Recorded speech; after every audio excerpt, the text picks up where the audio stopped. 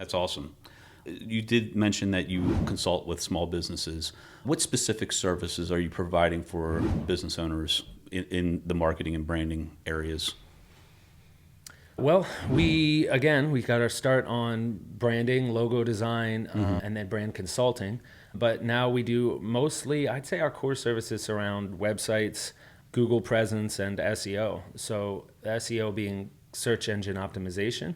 It's been around for a while, but it's kind of like how in the old, the Yellow Pages, the phone book, you want to appear higher. And so people would change their business name to be, AAA something. Triple A, right. Yeah. Well, the version of that with Google is when somebody searches for the service you provide. So if that's first-time home buyers looking for an agent, then you want to appear in the top of Google's list.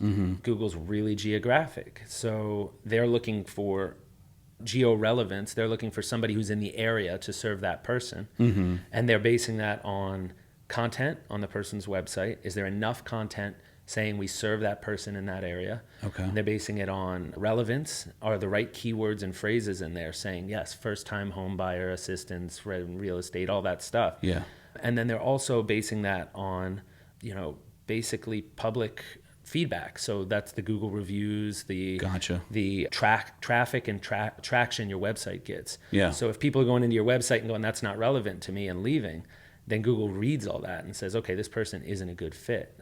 So with SEO, that's what we do a lot of for small businesses. And it's an expensive thing for a lot of people to start. I mean, I talk to people all the time that are $3,000 plus a month just working on SEO to build out that awareness. Is that with like Google AdWords or? No, that would be them getting into ads. Okay. And that's spending money directly with Google to pay for ads to be at the top of the advertising section. SEO is all about your organic rankings and your Google map pack. Where it's got the map and it's got the 3 little businesses with the stars. Yep. You rank higher there if you do good SEO, and you rank underneath in all those lists, page after page of websites. If you do good SEO, you should be number 1, number 2. But I like to say, with SEO, it's kind of fun. We say, what's the best place to hide a dead body?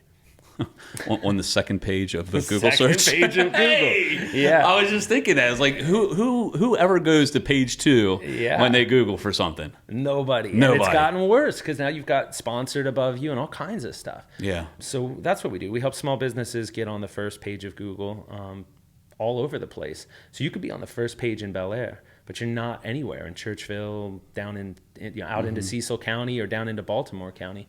So we help people take that little section of the map and make it a lot bigger. So yeah. And now with AI coming into the picture, it's like going a step above Google. Like how are you seeing AI change the landscape? Yeah. How are you seeing AI change the landscape of what marketing and branding is for businesses? Well, I could blow everybody's mind and just say, oh, it's not at all. But that's not true. No, yeah, right? I mean, it's just evolving so gosh darn fast. And everybody's thinking about it for everything. AI is changing the landscape. So AI has brought on the ability for a lot of people to spam listings on Google with a ton of false information.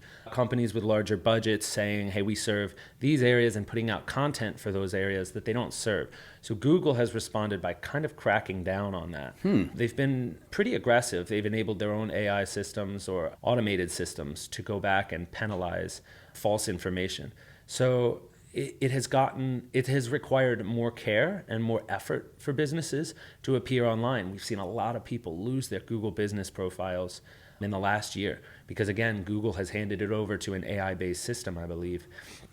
And so we're seeing people lose their profiles for not updating them enough, for changing too much information too fast. Google's just trying to fight that influx of bots.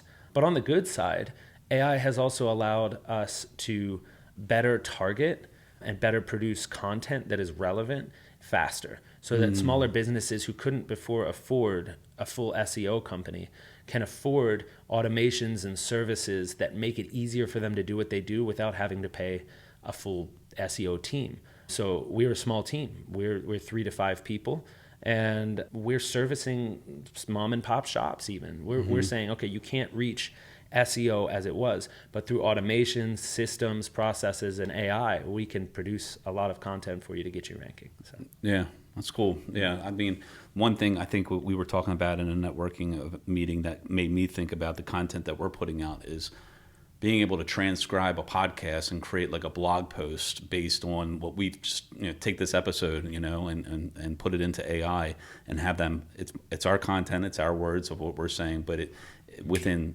seconds can create a blog post using keywords that you were talking about that would help maybe drive us up in our SEO performance.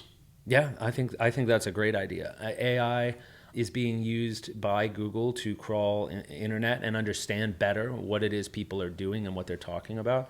And right now, most of that's still text-based. They can crawl a site and they're going to read the content on that site, and then they're going to share that with people it's relevant to. So if you take a podcast like this, if you take anything that's video-based, convert it into text, make a blog post, that just allows those bots to crawl it. So again, you're getting more awareness, more reach, and more traffic, I guess, through whatever source you're trying to drive it. Is there any kind of strategy where ChatGPT or other AI type platforms that you can get that interest from ChatGPT to focus on what you're putting out there? Is there a strategy to that? It's interesting. Everybody was a little intimidated as AI started to come out, and now I believe the numbers are over 30% that people are using and utilizing GPT, Copilot, Gemini, and other AI, even on Google's AI, to find local businesses or local services that they're looking for. So again, text is king there. So the more text you have content-wise, the better. But we found that AI works best if you treat it like a 10-year-old and you explain everything in your content like you're explaining to a 10-year-old. No offense to 10-year-olds, but they like it simple. They don't want it to be too long. They like questions and clear answers. AI is the same way. So we're getting our customers, our marketing clients, to rank up in AI. So when somebody says, hey, I'm looking for a local tree removal business, then AI, GPT, or whatever is putting them in that list saying, here's a few reputable ones. Did you like this episode of the TMA Connection? Well, you might want to check this one out right here. Go ahead, click it.